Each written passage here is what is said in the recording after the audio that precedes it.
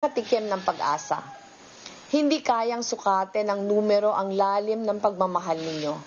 Maraming salamat sa inyo.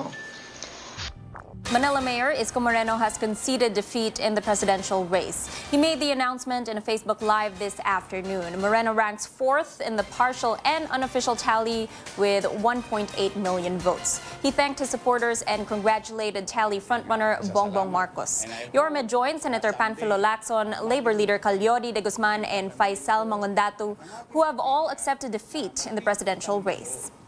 Meron na pong pinili ang taong bayan, ang bawat Pilipino. Sa kasalukuyan po ay nais kong batiin si dating Senador Ferdinand Marcos sa kanyang pangunguna at patuloy na pangunguna, and I hope it can be official soon at matapos na at mapapanatag na ang lahat. It's time for another quick road check. Here's the latest on EDSA White Plains Avenue in Quezon City. Now, if you're northbound to Santolan and Cubao, no worries for you. Traffic is moving just fine over there. And you can expect the same situation southbound to Ortigas Avenue in San Juan. On the left lane, vehicles are zipping through that stretch.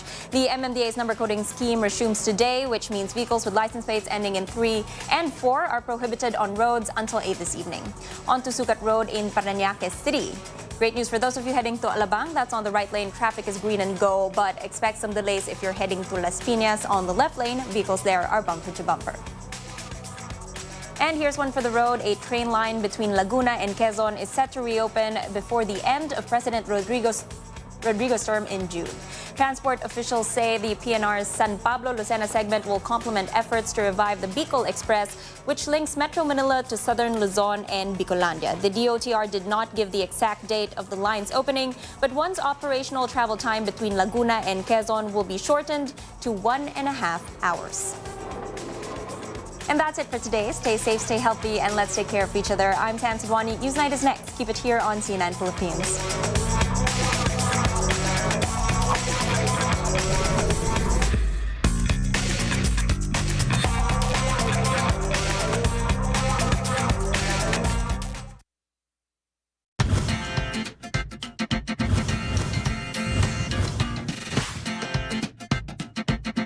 Samahan niyo kami ni Kyle as we pedal to the world of cycling. Pag narating mo yung lugar na yun, hindi mo akalain kaya mong abutin to ng nakabike ka lang. Pero ang health benefits nga, hindi lamang physical ang health benefits ng cycling. We're talking about a lot of mental wellness. Welcome to the show that revolves around cycling.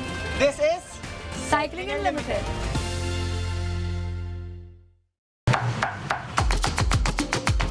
Manganta na po! Here in Pampanga, we do have very rich and unique taste when it comes into food. Malaking pasalamat namin sa mga ninuno namin na nag-umpisa ng pagtatrabaho dito sa Betis. You could see how delicate the projects are. With the new Skyway, madaling pumunta rito, hindi ka masistress. Mas marami kaming guest na nai-invite. We all know that we need to exercise regularly to maintain our physical health.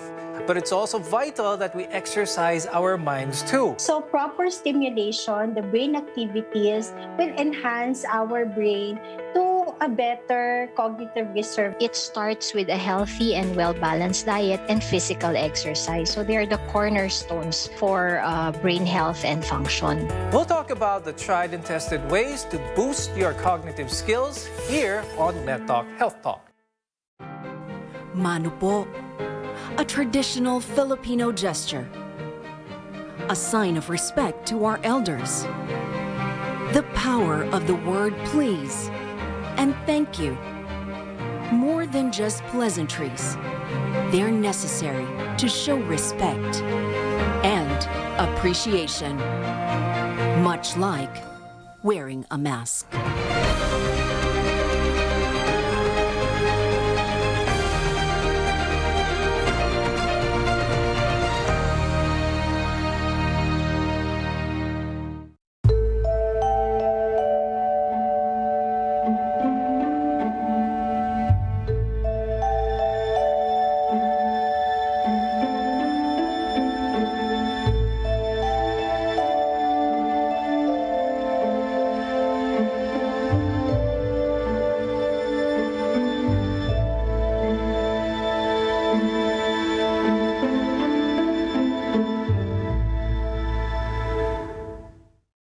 ko sa Pilipinas, yung lahat tayo nakakakain 3 times a day. Give essential services to last mile schools or far from communities. I wish mawala na yung corruption. I hope that our country can talk openly about their mental health conditions. For everyone to realize that we're all interconnected. Na Philippines that recognizes, acknowledges, and respects my worth. My hope is for people to choose to speak up. What is your hope for the Philippines?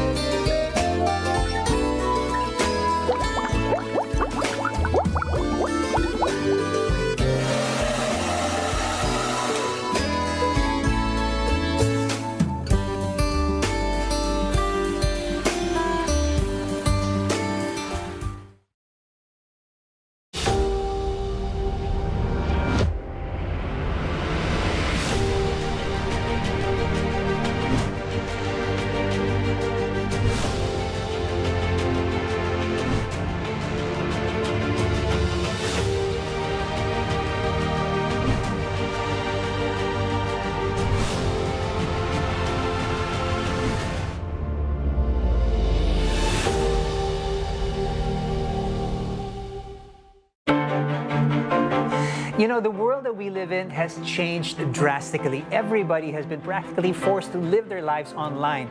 So there's never been a more important time to be comfortable with technology than now. Every morning on New Day, we'll give you the very latest on technology. We'll talk about the latest gadgets, hardware, apps, and software so that you stay up to date when it comes to tech. Watch New Day every weekday, 6 a.m. for news and more. Only here on CNN Philippines.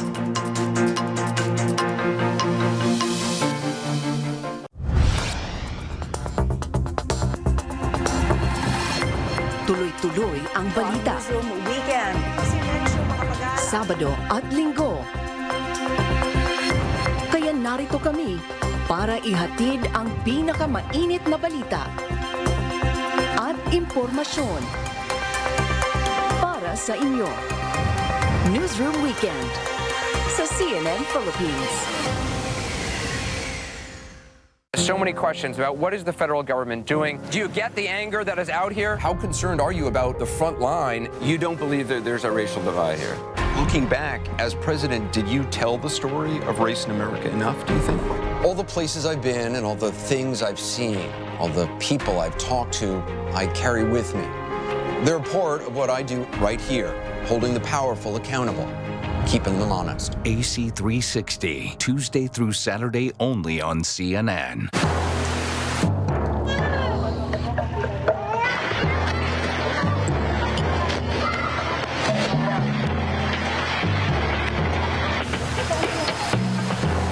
Ang mga residente ay stranded pa rin. Lahat halos ng mga bahay dito ay sira. Lampas tao na yung tubig.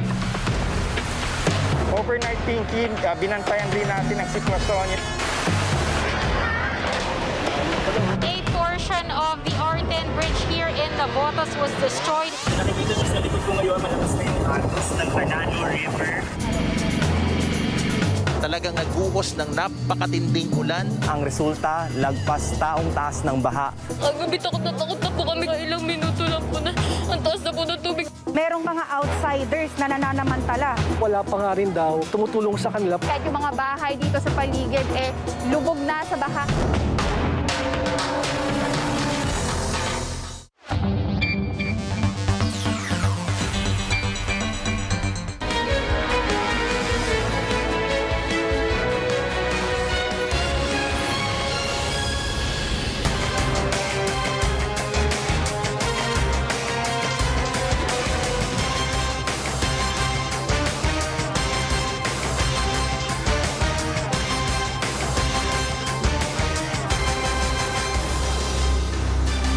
You're watching a special edition of Newsnight where we go above and beyond the headlines. I'm Pia Ontiveros. The Filipino vote is becoming much clearer a day after yet another historic election. It was the first to be held under the shadow of a pandemic. The Commission on Elections says at least 80.38% of over 65 million registered voters showed up and cast their ballots.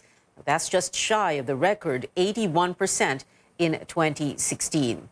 Based on the partial and unofficial tally from the COMELEC's transparency server, the son and namesake of the late former dictator Ferdinand Marcos has a huge lead over Vice President Leni Robredo. At least 4 other presidential candidates, Ping Lacson, Isko Moreno, Yodi de Guzman, and Faisal Mangundato, have conceded defeat.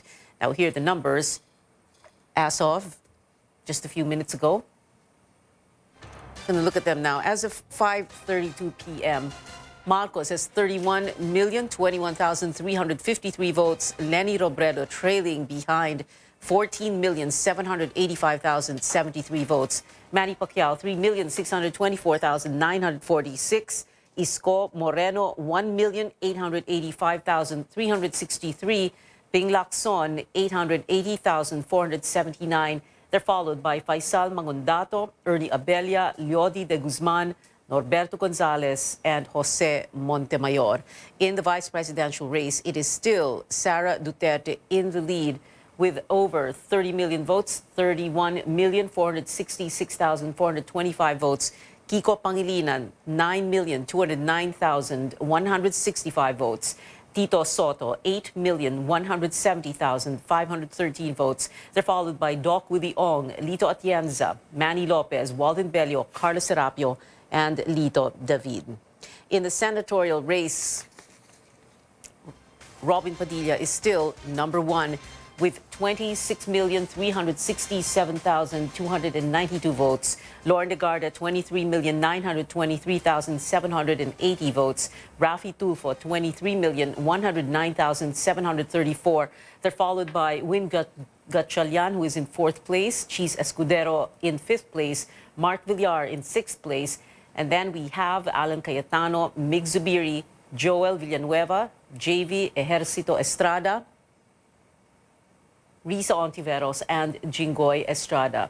In the 13th spot is Giorgio Pinay, number 14, Herbert Bautista, and Gibo Teodoro is at the number 15th spot. They're followed by Eliazar, Roque, Onasan, Diokno, and Gadon. Now, from his apparent victory to a sure win, the Commission on Elections, ANBANC, has dismissed the bid of petitioners to reverse the junking of 4 cases against Marcos's presidential candidacy. Melissa Lopez also tells us poll officials deny accusations of electoral fraud as clear winners emerge in the partial and unofficial count. The unity tandem of Bongbong Marcos and Sara Duterte on track to clinch decisive victories in the latest partial unofficial tally from COMELEC's transparency server, while opposition bets Leni Robredo and Kiko Pangilinan trailing at a far second. Their sizable leads have been consistent since election results started trickling in Monday night. Some speculate the seemingly consistent distance among contenders, which went on until over 98% of precincts have sent in their tallies. COMELEC says there's no such thing. Wala po tayong sinasabi na nagkaroon ng dayaan dito na ito yung lead mo. Walang ganun. If you still insist, we can still check the election returns. We can do our own quick count. Elections technology provider Smartmatic adds there is no fixed pattern set in the machines, and the trend is usually maintained after a large number of votes are counted. Another commissioner says the random manual audit of ballots will satisfy doubts about the integrity of the polls. We will look at the records and we will find out kung ano talaga yung totoong count, because there are still doubts. We know that there are still doubts, and we are here to prove and to erase those doubts. Marcos also cornered another victory on Tuesday. The COMELEC and bank was unanimous in rejecting 4 appeals to overturn an earlier ruling to take him out of the presidential race over his previous tax convictions. Petitioners say they will make a final appeal before the Supreme Court. 2 other cases against Bongbong remain under appeal at the COMELEC. COMELEC considers the May 9 poll successful, pleased with the record voter turnout across the board and the seamless transmission of votes. Commissioner Marlon Casquejo says less than 1,000 precincts dealt with faulty machines and are unlikely to alter overall results. If you try to compute 915 VCM malfunctions, if you try to add it or multiply it by, let us say, average of 500 per registered voters, maliit lang yun as compared to the total number of 64 million plus registered voters. Hundreds of towns and cities have already proclaimed the winners in the local race, while canvassing is ongoing at the provincial levels. COMELEC hopes to start its own official count for Senate and party list candidates and proclaim winners in the next few days. Melissa Lopez, CNN Philippines. Let's now head on over to the headquarters of the clear frontrunner in this presidential race, that HQ in Mandaluyong City. Our Rex and Media joining us live. Rex, with this huge lead, why is Marcos not yet claiming victory? What happened in the 2016 vice presidential elections has to do with how they see things now. Marcos was leading by a smaller margin by then when suddenly Robredo overtook him in the race. They have been insisting he was cheated, which led to his electoral protest that lasted for 5 years. Critics have been pointing out, however, to the Supreme Court junking his poll protest. The Marcos camp wants to be more sure this time. That's why they're urging supporters to be more vigilant since the official canvassing has yet to start. Hindi pa tapos ang bilangan. Marami nang nagsasabi na tapos na pero hindi pa talaga. Antayin natin hanggang talagang maliwanag na maliwanag, mag 100% ng pagbilang. Hanggat tayo ay mag-celebrate o mag-isip na tapos na. The Marcos camp isn't saying where he is right now or what his plans are. Until now, we're just here outside of his campaign headquarters. We're waiting for possible press conferences by his lawyer, Vic Rodriguez, if not by Marcos himself. The media is also prohibited to roam around the headquarters as well as the supporters. They're limited to just staying outside the campaign headquarters beside the southbound lane of EDSA. Some supporters are urging motorists to show support by honking their horns. Others are dancing and singing songs related to the Marcos campaign, like the OPM classic Umagang Kay Ganda, which is often played right before Marcos speaks in campaign rallies, or Ang Bagong Lipunan, which is the anthem of the martial law era. We spoke to some supporters of BBM who went here. Some are loyalists since his father's regime. Others, meanwhile, were once anti-Marcos. One said she was enlightened through modern sources of information. Sinabi naman ng mga professor ko, hindi naman totoo. Kasi wala naman nagpapatunayan na guilty si Marcos, di ba? Siyempre, nag-research ako sa YouTube. Huwag niyo sasabihin na magnanako ang Marcos. Kasi ang Marcos maraming pera mula noon. Critics have been pointing out there are court decisions that prove otherwise. The camp, meanwhile, welcomes the COMELEC and Bank's decision to dismiss all motions for reconsideration on the disqualification cases against Marcos. Rodriguez says they always believe the poll body will stay true to its mandate.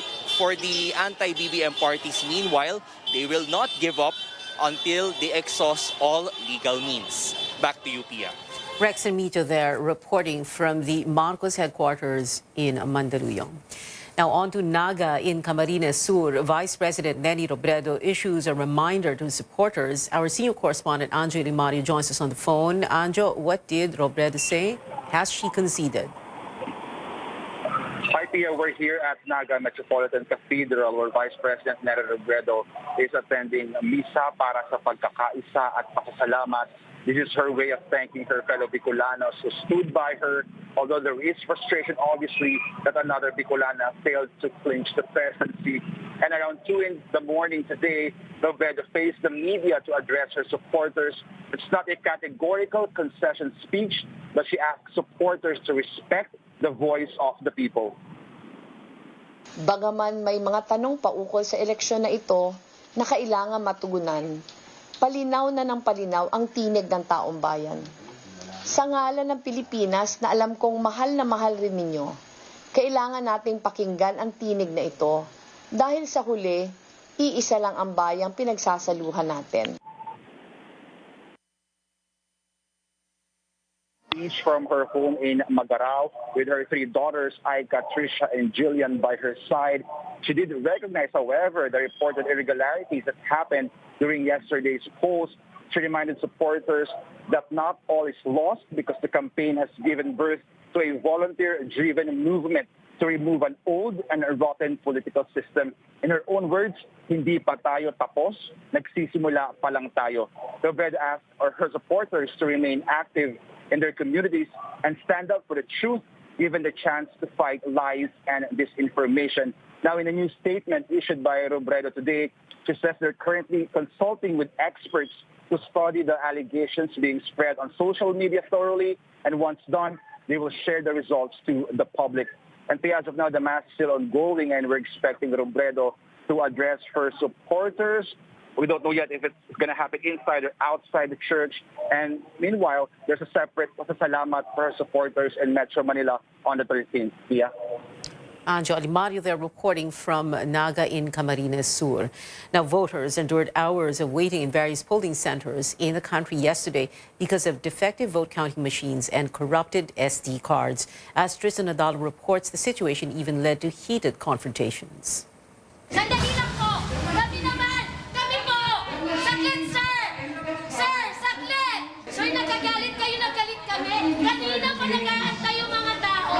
Yung COMELEC ang gusto namin magsalita, hindi kayo! Tired and frustrated, voters at Teachers Village East Polling Center in Quezon City fight until the last minute to make sure their votes are counted.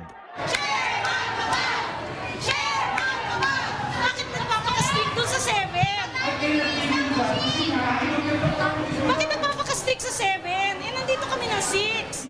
Desperate for answers, voters confronted election officials an hour before the closing of the polls. The problem started when 2 out of 3 vote counting machines, or VCM, malfunctioned at the start of the voting period. After technicians reportedly fixed the machines, the next problem cropped up: corrupted SD cards. And the replacements did not arrive until the closing of the polls. Voters Maya Dapul and Jolo lined up as early as 6 a.m. to vote. I've been here since 6 a.m. We were one of the first few people here to vote po. And from that point, wala na yung SD card. We didn't want to leave our votes. We wanted to get our votes counted. Medyo magulo kasi syempre ang gusto namin, kami po yung mag-submit sa boto namin. Left with no choice, some voters resorted to manual voting and entrusted their ballots to election officers. Others refused to back down and vowed that they will wait until the VCMs work again. So wala pong reason para huminto ang botohan, magka-issue man po sa VCM. We have watchers in place at doon po naman sa hindi makapag-feed ng balota, meron po tayong watchers. Nandiyan po ang PPCRV, wag po kayong matakot. VCM glitches have been recorded in a number of voting centers in Quezon City, home to 1.4 million voters. A VCM in Magat Salamat Elementary School in Manila also malfunctioned, forcing voters to leave their ballots to election personnel. The COMELEC vows this will be the last time VCMs will be used in nationwide polls. Sa tingin ko, ito na yung last dance ng ating vote counting machines. Hindi na natin gagamitin to in 2025 elections. Kahit sabihin na konti lang yung budget na ibigay for 2025, but we will insist that we will not use anymore these vote counting machines for the succeeding elections. Tristan Odalo, CNN Philippines. Our special coverage continues. 4 presidential candidates have conceded defeat, but one of them calls on the COMELEC to explain alleged poll irregularities. And we'll take you to Ilocos Norte, the home province of Bongbong Marcos, where 3 other Marcoses have won local races. You're watching a special edition of Newsnight, where we go above and beyond the headlines.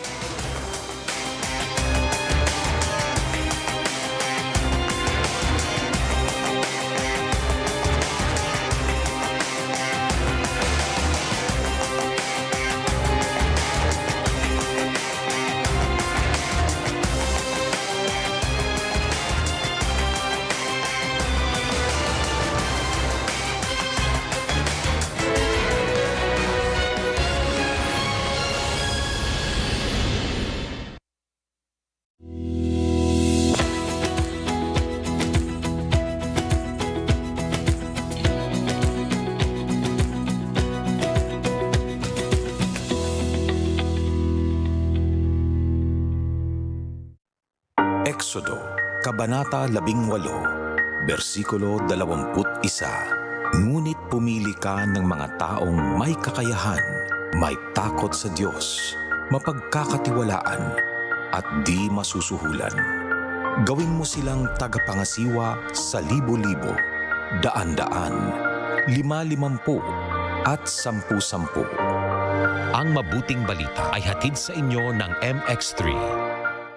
LG OLED Evo, self-lit pixels, delivers deep black and true-to-life colors. Light up your world with the best TV technology in this era.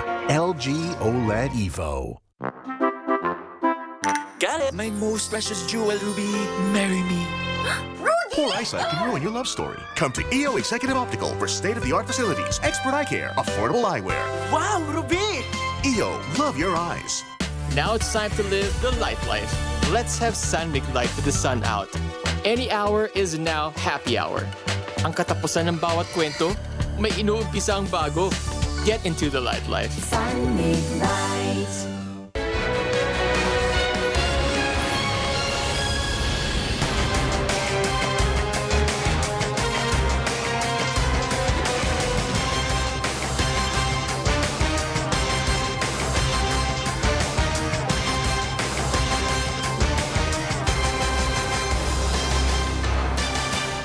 Welcome back. A parallel and unofficial vote count is underway, led by the Commission on Elections Accredited Citizens Arm, the Parish Pastoral Council for Responsible Voting, or PPCRV. AC Nichols joins us live from its command center at the University of Santo Tomas in Manila. AC, how many election returns has the PPCRV encoded so far?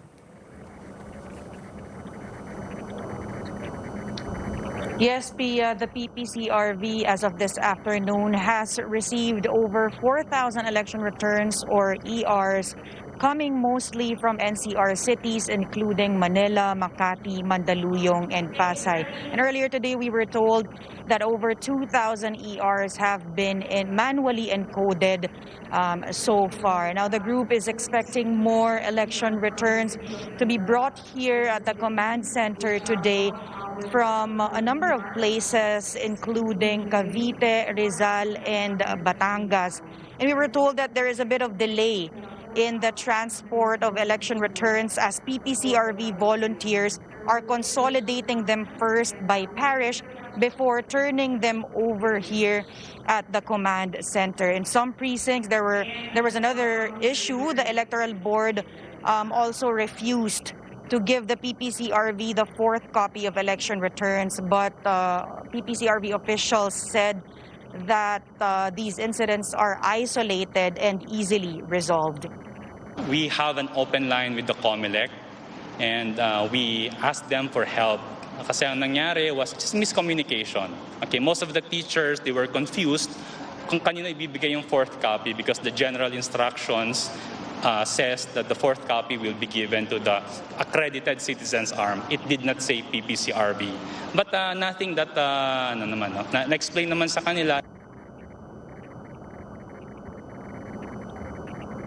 The manual audit is done 24/7, no shortage in volunteers. Pia, we are seeing long lines of people waiting for their turn to man the computers. PPCRV says no discrepancy noted so far, just mismatching figures between encoders. And they said this happens sometimes since the ERs pass through 2 encoders and a final check before data is finally archived. Officials said the manual audit may take 10 days to finish. In 2019, the PPCRV manually encoded around 70% of all election returns with a 99% accuracy. Pia?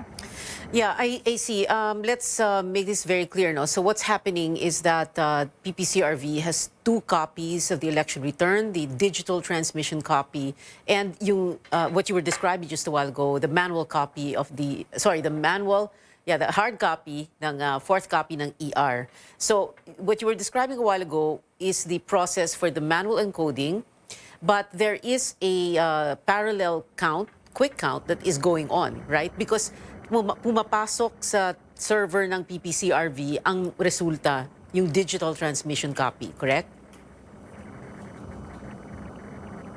That's right. The PPCRV is also expecting to finish their quick count today, no? Because that would mean a 100% transmission of votes through the transparency server. That's where they base the figures that they're flashing on the big screen behind me. Right now, it's at over 97% already. So officials are saying most likely matatapos na rin today, aabot na ng 100%, Pia. When you say today, like early tonight or late tonight, but we are sure that it will be ngayong gabi. They said earlier today na most likely before the day ends, no? So they can't give us an exact time. They're still waiting for some precincts to transmit the votes digitally. Yun na lang ang hinihintay talaga, either from far-flung communities, island communities, or from the precincts na nasiraan ng VCMs yesterday. Pia. Okay, and itong 97% ng ERs na pasok na dito sa quick count nila, yung transmission, can you tell us the leading candidate and gaano kalaki ang lamang niya sa pumapangalawa?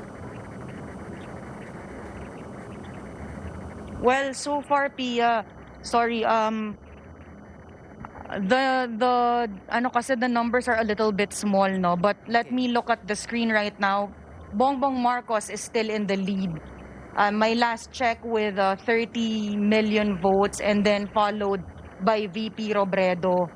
Practically unchanged na from the numbers from last night. I mean, from the lead from last night. And in the VP race, Davao City Mayor Sara Duterte is in the lead with over 31 million votes. Malaki ang lamang niya doon sa second with Senator Francis Pangilinan with 9.2 million votes. For the senatorial race, actor Robin Padilla retains his lead. He's still top one. All right, maraming salamat. AC Nichols reporting there from PPCRV's command center in UST Manila. Another son of Ilocos is poised to become the next president of the Philippines, while his relatives have been declared winners in the local polls. Lois Calderon joins us live from the city of Lawag in Ilocos Norte. Lois, what is the mood like there after Bongbong Marcos posted a wide lead over his rivals in the presidential race? Here, the streets of Ilocos Norte are generally quiet from the town of Bata to the provincial capital of Lawag. There are no fireworks, no signs of revelry cheering Bongbong Marcos' early victory. The son of Ilocos or Ilocandia is poised to become the second Ilocano to become Philippine president, while his family strengthens its foothold on Ilocandia, even in territories formerly ruled by the Fariñas dynasty. The cheers, the applauses, the chants are contained within the halls of the provincial capital for now, as the Provincial Board of Canvassers declares 3 members of the Marcos clan as winners in the local polls. Bongbong Marcos' son, Sandro, beats the Fariñas for a congressional seat. Jaime Marcos' son, Matthew Manotoc, was re-elected as governor. Another Marcos, Cecilia Araneta Marcos, is his vice governor. Cecilia is the widow of a cousin of Bongbong Marcos. Sandro is just in his late 20s, entering Congress much sooner than his late grandfather, former President Ferdinand Marcos, who was a statesman. We asked him if he will stay in Malacanang as a first son or live elsewhere as a congressman. I'm a neophyte. There are much better, much more well-equipped congressmen. If I am offered a position that I think I am capable of doing, of course, I will accept it. Marami pa rin kailangan na tignan. And I still have much to learn compared sa mga ibang tao dyan na matagal na sila dun. And they know the inner workings of the house. My work will be in Batasan, which is in Manila, but I will try to come back here as much as I can. As for living in Malacanang, I think that's a conversation to be had with my father. But if you ask me, I'd prefer to live by myself. The Marcos clan has yet to set a date for a victory party, according to Ilocos Norte Governor Matthew Marcos Manotoc. We also spoke to some of the supporters of the Marcoses in the province. Wala pa pong plano. Maybe we'll just join BBM in Manila. Tignan po natin. Our family, hindi kami masyadong mahilig sa mga parties. Very much happy because ni Marcoses nanalo lahat dito sa Ilocos. Very proud kami na from Ilocos Norte ang magiging next president.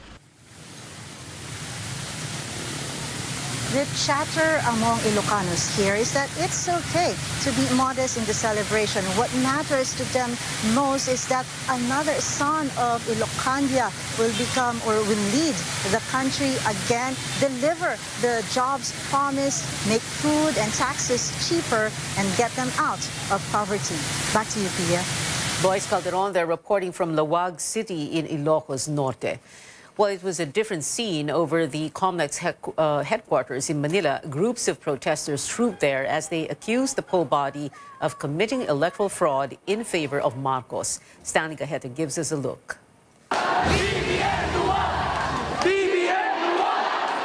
These are some of the cries in the protests held right after the election. Various groups converged in Intramuros, Manila to question the results of the May 9 polls a day after votes were cast. They want answers on issues and problems encountered Monday. More than 500 participants from different progressive organizations marched to Liwasang Bonifacio Tuesday noon. They asked, how come a candidate who did not participate in presidential debates and forums, who did not provide clear plans for the country, immediately won hands down? Marami hindi gusto ang kasalukuyang kalakaran. Napakabulok, napakamadumi ng sistema natin sa halalan. Kaya sila nagpoprotesta ngayon, kaya sila nagpapahayag. Dahil hindi katanggap-tanggap itong mga nangyari nitong nakaraang araw. Ang bayan! Youth participants who comprise the biggest number of voters in this year's presidential elections, with almost 24 million of them registered, were wondering how it happened, given that there were complaints on malfunctioning vote counting machines and SD cards. Pagbubukas pa lamang ng halalan 2022, dagsana po sa aming hotline ang mga reklamo ng iba't ibang aberya at pandaraya. Marami po sa amin ang bahagi ng mga sa porsyento ng first-time voters, no? At marami po sa mga kabataan ang napagkaitan ng kanilang karapatan na bumoto at maghalal ng nararapat na kandidato. They were asking about the lack of variability of election results, considering that different areas have different numbers of voters. Gabi pa lamang po bago ang halalan ay daan-daan na ang pumasok sa amin na report ng vote buying, illegal campaigning at iba't iba pang forma ng pandaraya. Bongbong Marcos gained more than 30 million votes based on partial unofficial results. The protesters ask, how could a family who looted the country with billions of dollars and allegedly tortured and killed thousands return to power that easy? Magtutuloy-tuloy itong mga protestang ito dahil nga hindi natutugunan ng pamahalaan yung fundamental na kahilingan ng tao. Gusto nila malinis na halalan, gusto nila maayos na halalan. Stanley Gete, CNN Philippines. For the Philippine National Police, the elections were the most peaceful in recent years, despite recording a number of deaths from poll-related violence. Pauline Versosa has the details. The Philippine National Police has recorded 16 election-related violence in the 2022 national and local elections, 6 of which are shootings, which resulted in 3 deaths, 2 in Region 9 and 1 in Cordillera. Despite this, the PNP says this year's electoral process was generally peaceful. Comparing the 2016 and 22 national local election, napakababa po. Sobrang laki po ang ibinaba ng 2022 NLE. Unlike in 2016 national and local election, wherein we were able to note 133 incidents and 61 of which are from the shooting incident. The situation across the country likewise remains peaceful as the PNP, AFP, and Coast Guard wrap up their security operations at polling precincts. Danao, meanwhile, calls on opposing candidates to exercise sobriety. He also reminds his supporters to practice prudence when conducting post-election rallies. Dapat po siguro, instead of igniting others to really join rallies, let us accept na lang po siguro and let the mandate of the Filipino people prevail. When we are expressing one's opinion, karapatan po natin lahat yan even I siguro. Pero siguro let us put it in a proper perspective and do it in a proper place. We have our own freedom parks. Pwede po kayong magmura doon ng 1 taon, wala pong bawal dyan. As long as you will not hamper the traffic, wala pong problema. Danao says all security personnel have been instructed to exercise maximum tolerance to ensure the safety of the people and to maintain the peaceful and orderly elections. Pauline Verzosa, CNN Philippines. With vote count second placer Leni Robredo still in the running and other candidates already conceding, what does a Marcos lead in the unofficial presidential count mean? We go above and beyond the headlines with political analyst Michael Yusinko. Michael, hi. Thank you very much for being with us on the show. Let's begin with this. Complex Transparency Server's results showing BBM's very huge lead over VP Leni. PPCRV's quick count, 97% of the ERs are in, and reflecting the Comlex count, BBM mounting that very huge lead again over Leni. And also PPCRV expected to finish their comparison of the hard copy of the fourth copy of the ER with the digital transmission copy, and they expect that things are going to match, no? With all of that, results so far, less than 24 hours after the polls closed, what do you think is going to happen next, no? Because you have Leni supporters very, how should we say, very angry about what has happened. First of all, good evening, Pia. No, thank you for having me in your show, in your program. To answer your question directly, I'm not actually looking at the response of the supporters of VP Leni. I think it's a natural reaction for them to be angry. It's a natural reaction for them to try to make their anger heard. But I'm looking at, I'm more concerned about what steps the new administration will be taking in the next couple of days. Because that's where the real work begins, right? Mm-hmm. That's where our love for country will be tested as we observe or hold the new administration to account. So I'm eagerly anticipating who will be forming the cabinet, mm-hmm. who will be placed in integral positions like the DILG and the DBM. And also, I have major concerns about the independence of Congress, given the fact that it will be dominated by political dynasties. Now, it has always been dominated by political dynasties, but this time around, it seems that it's now a dynasty on super steroids, no? Because even the Senate now will be filled up with political dynasty. So those are the two major concerns that I have concerning the administration, the incoming administration. All right, I understand your point about this dynasty and super steroids. However, Congress has never, Congress, the House of Representatives has never really been independent of any president in any post-Marcos presidency, hindi ba? You can have the independent Senate, but the House of Representatives, no matter what they say, always was allied with the president. That's right. No? So the House of Representatives is actually the barometer of what we call the supermajority, right? If the president gets more, the House, it seems that he will have or she will have a supermajority. But the concern now is that the Senate, which you correctly said earlier, usually is the independent voice in our government, right? But based on the results that we're seeing now, it appears that the Senate will, or most likely will, shed that independent streak, given the new members that are going to be part of, or who are already part of 60s. So that's a major concern, actually. That's a major concern, especially if we think about the possibility of changing the Constitution, right?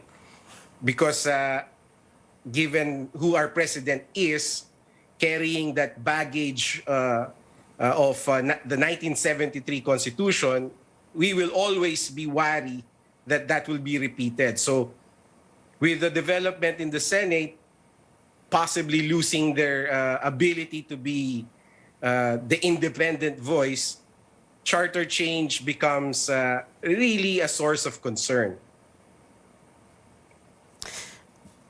Okay, we're going to wait for what's going to happen on that front. But I wanted to ask you, you said, no, you wanted to, parang binabantayan mo, you're very curious about what cabinet appointments are going to be made. Let's try and, you might want to say, who is it that you'd like to see in a cabinet? Mr. Marcos has said that, he talks about unity. There's this talk about, that's been going around in the last few weeks that he's going to be reaching out to different political persuasion groups, no, and try and put together a cabinet that really looks like a unity cabinet. Who do you want to see there? First, Pia, I don't want to see relatives of the president in the cabinet, no? So let's put that out right away. We don't want to see relatives. We don't want to see close friends in the cabinet.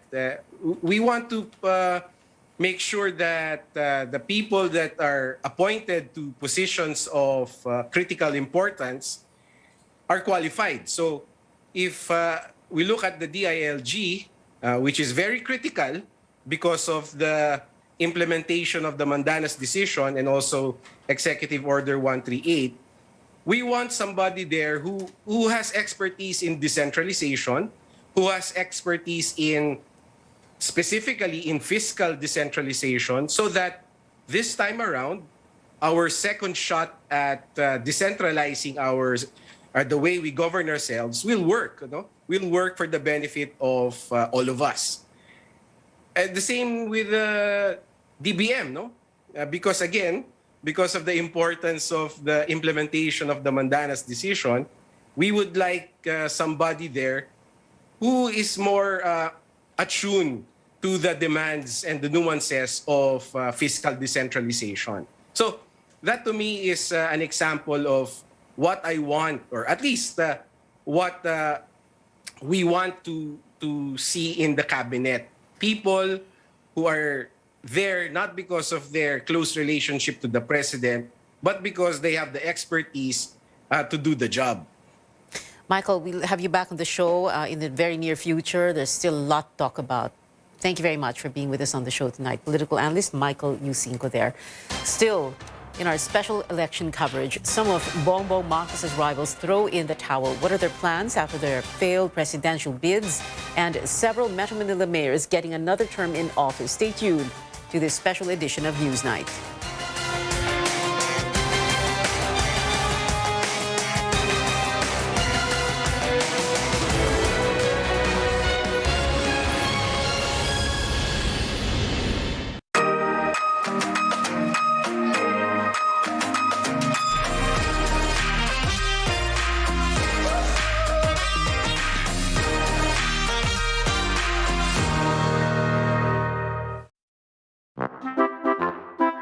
Got it! My most precious jewel, Ruby. Marry me. Poor eyesight can ruin your love story. Come to EO Executive Optical for state-of-the-art facilities, expert eye care, affordable eyewear. Wow, Ruby! EO, love your eyes. Mukhang magkakasubukan na naman tayo ah. Binabayo na po ng bagyong Ulysses ang malaking bahagi ng Mas Luzon. marami pang lugar ang posibleng maapektuhan ng El Nino. Naitala sa Dagupan City noong Sabado ang pinakamataas na heat index. Mo kaming subukan. Matinding init man yan, umalakas na bagyo. Hindi mo kayang Vulcasil ko. Vulcasil. Para sa akin, ito ang tipong subok ng panahon.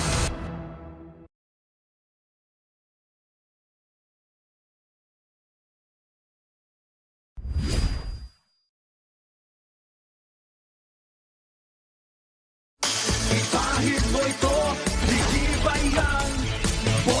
Epoxy! Bostik Epoxy!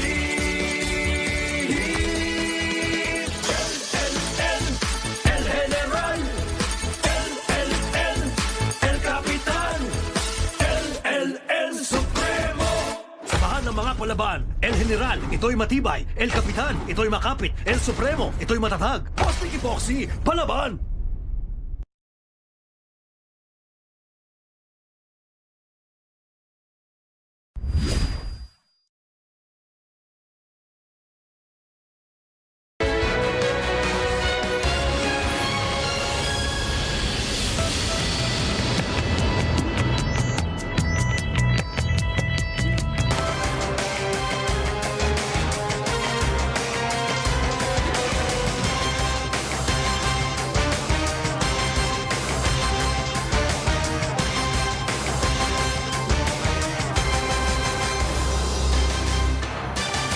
You're watching a special edition of Newsnight on CNN Philippines. We're going to get first the latest numbers from Comlex Transparency Server as of 6:02 in the evening. Marcos has 31,024,013 votes. Robredo, 14,786,224. Pacquiao, 3,625,703.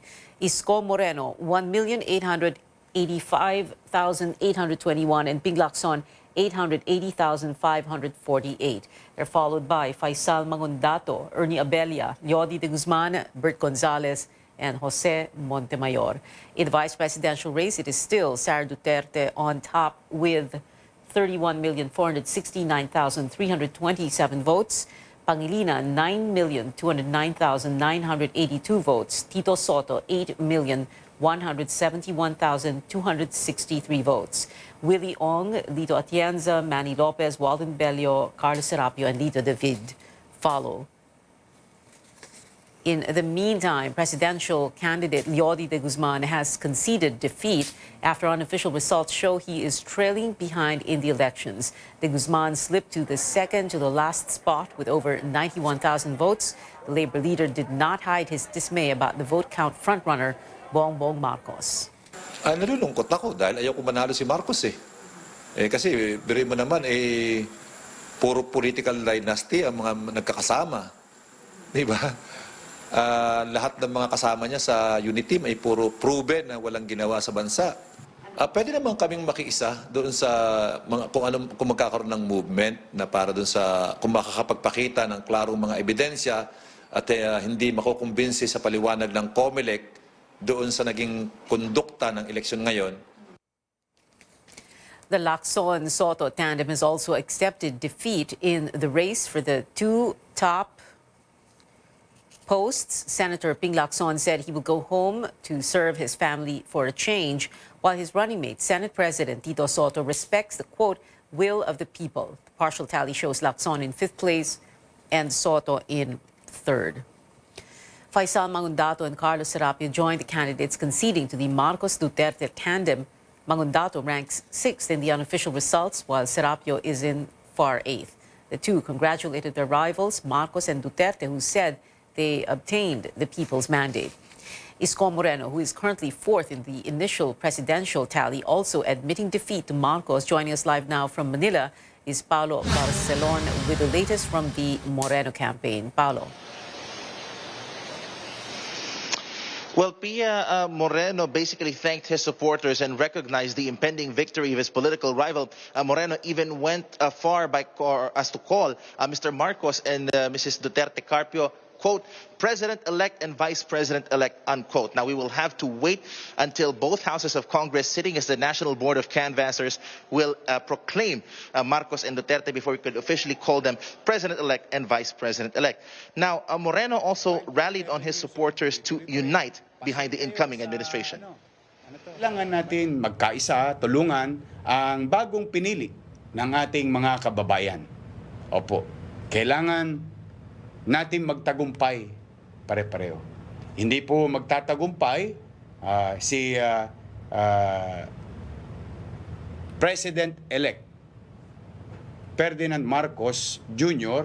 at si Vice President-elect Sara Duterte at 10 na mga senador na napili at mga kongresista o halal ng bayan kung tayo mga mamamayan ay hindi makikisa. Binabati ko ang pamilya ni dating Senador Ferdinand Marcos sa pagpili sa kanya ng higit na nakararami sa ating mga kababayan na maging hahalinhin bilang Pangulo ng bansa. Congratulations po sa inyo.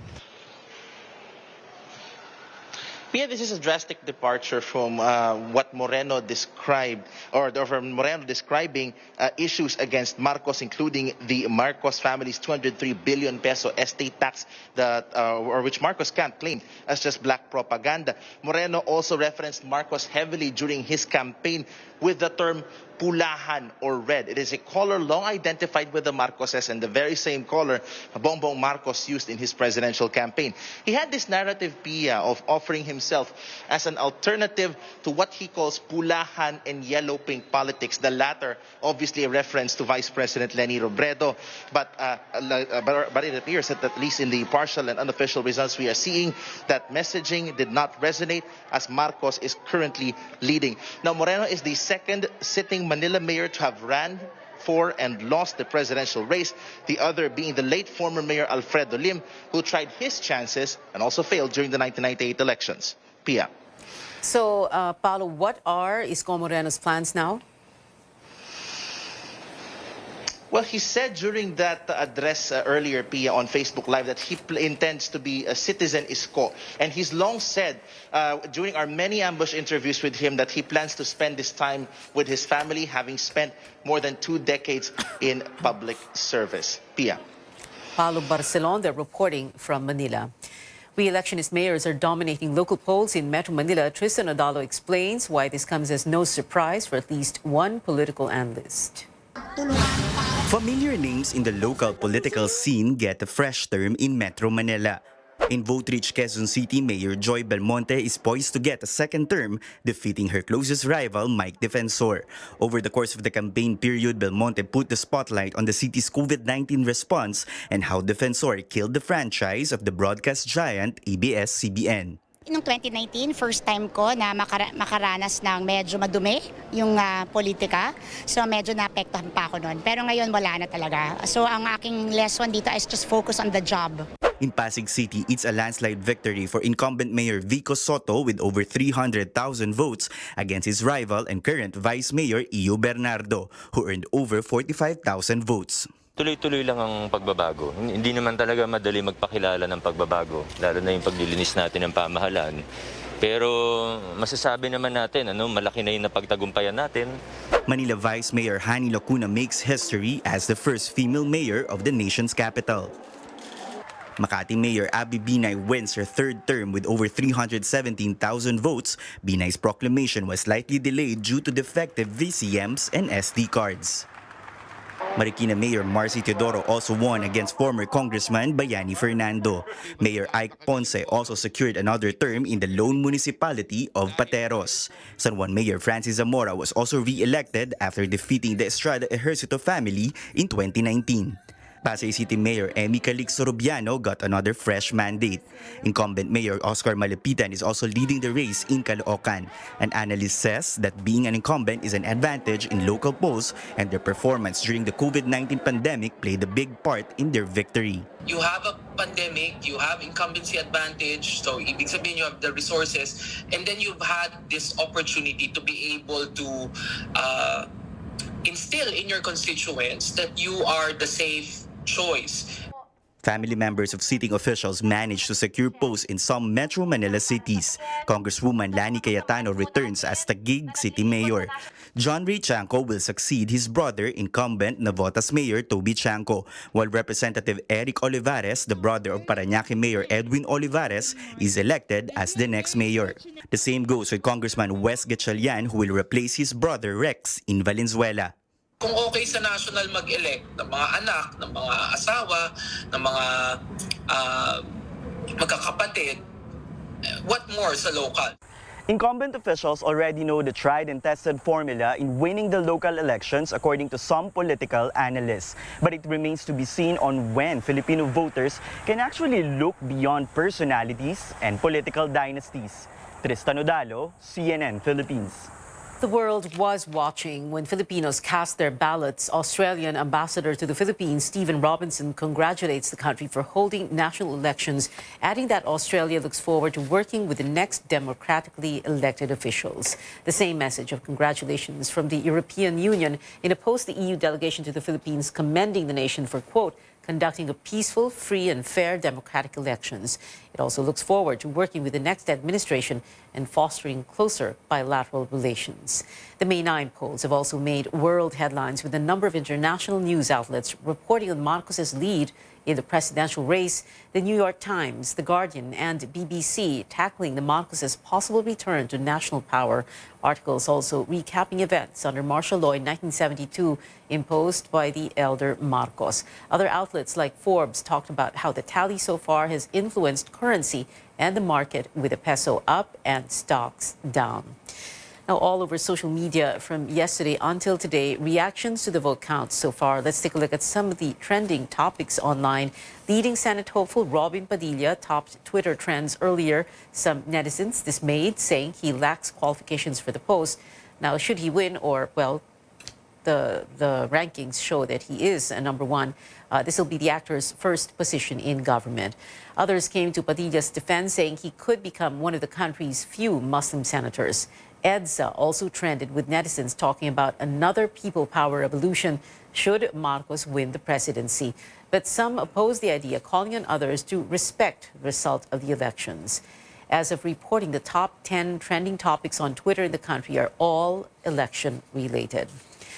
Now, updates in sports. Just 1 day left until UP and Ateneo meet again for Game 2 of the UAAP Men's Basketball Finals. The crucial match is set tomorrow, 6 p.m. at the Mall of Asia Arena in Pasay.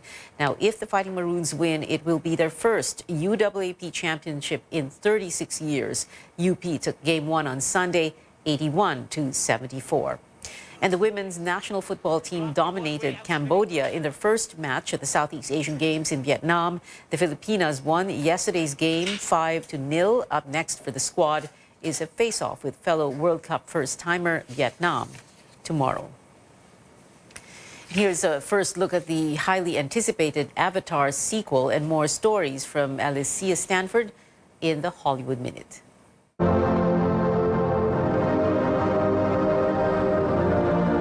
The wait is over, and at long last, we're getting the first glimpse of the Avatar sequel, Avatar: The Way of Water. I know one thing.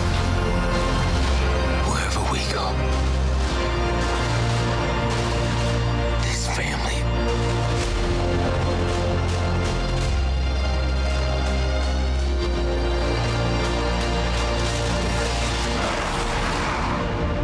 is our fortress. We want to know what's going on in New York.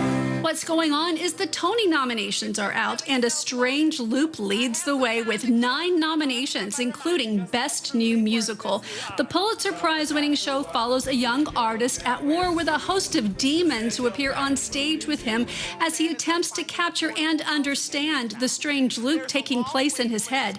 Broadway stars Adrian Warren and Joshua Henry helped make the announcements via video streaming. The 75th Tony Awards will take place June 12th at Radio City Music Hall and will be hosted by Oscar winner Ariana DeBose. Watch your back, Phoenix. We gotta move, Coyote. Who are your friends? Stay back. Fanboy. What do they call you? Bob? No, your call sign. Bob. Literally. Now you too can get your own Top Gun call sign. To help build excitement for the release of Top Gun Maverick, Paramount Pictures has put together a quick interactive website that will help you generate your own moniker. Just go to www.whatsmycallsign.com to get your own. Top Gun Maverick opens in theaters May 24th. In Hollywood, I'm Alicia Hardshell Stanford.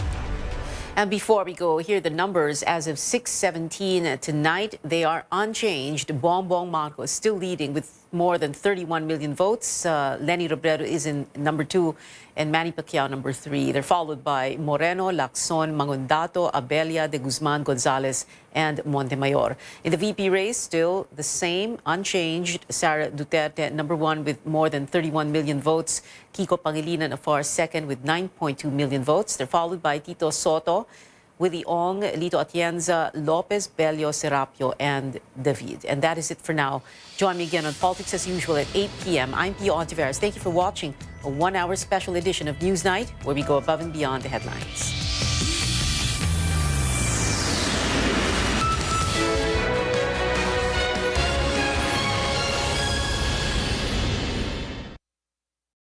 This program is brought to you by